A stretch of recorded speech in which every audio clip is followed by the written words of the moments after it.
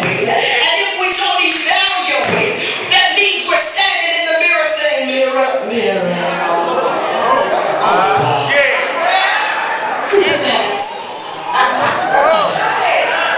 Certainly I am. But when you have that kind of self-conceit, God can't bless you because you're not willing to see yourself as you really are.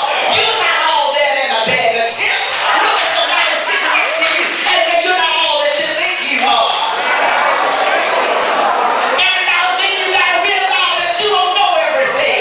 You got to understand that somebody else can help you.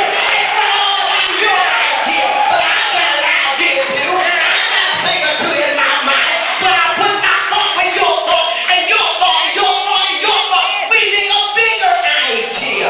Oh, I heard somebody say the other day, they buy into the leader before they buy into the plan of the leader. Sometimes you have the wrong leader. Change is necessary. I'm moving on. Because if we don't change, people will die spiritually.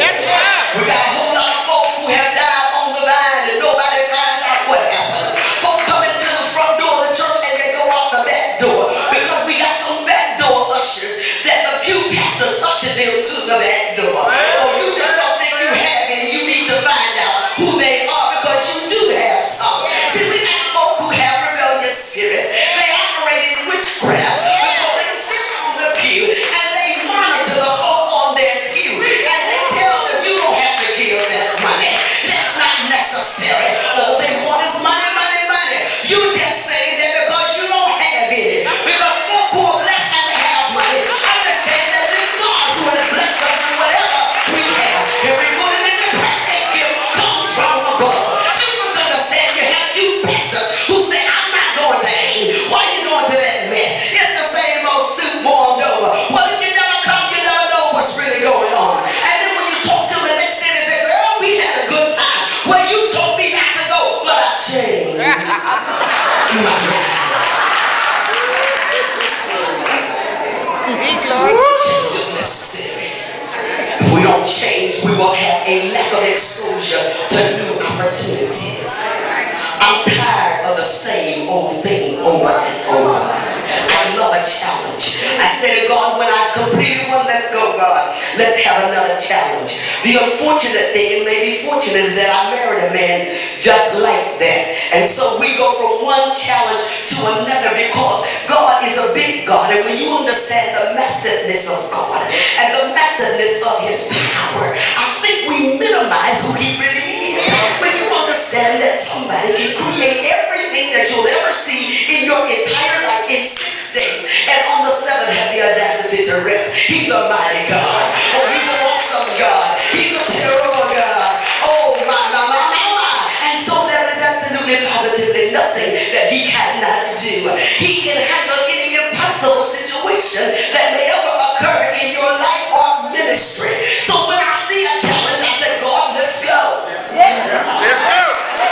We're up for the challenge because it's not about me, but it's about the God I serve. The problem is you make it all about you, and you have limited power. You have limited resources. But when you lean and depend on Jesus, you find that you can do all things through Christ which strengthens you. Somebody shout glory.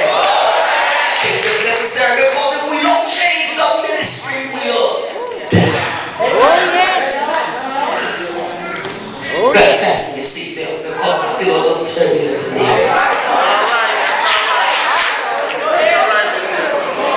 For whatever reason, we feel that once we've been granted the privilege of leading a auxiliary, a department, a ministry, that we must have it until we die. And so it dies in our hands. We have never been taught that the thing to do, the noble thing to do, is when you see that you no longer have the vision, when you see that you no longer have what it takes to get it done, bring somebody in with you that can help you. But we're so busy being intimidated by somebody with new and fresh and innovative ideas that we let the ministry die. If you don't want to bring anybody with you, just give it up.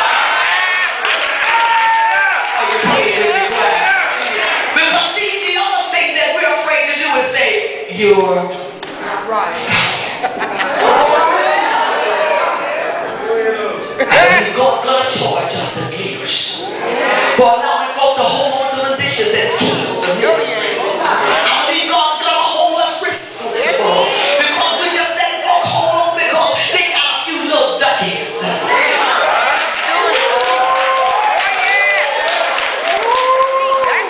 Somebody will say, I hate to tell you, but change is necessary.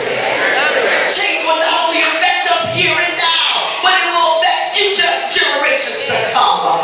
What kind of legacy are we going to leave future generations? And then the thing that you must know is that change will affect the harvest of souls that's waiting on a life-saving word from us.